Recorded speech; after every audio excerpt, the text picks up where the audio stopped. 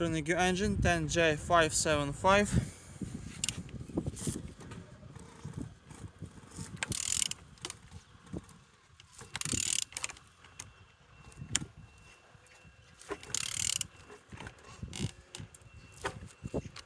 Turning good.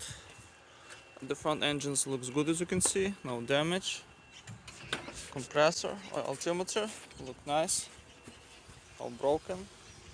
On these sides everything's good, as you can see. Starter on good conditions, no damage.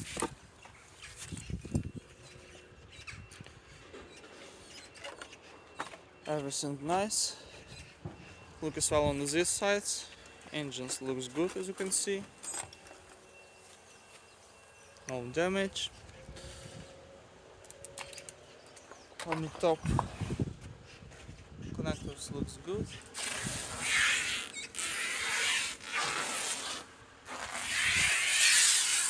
And on the bottom, no cracks, no leaks.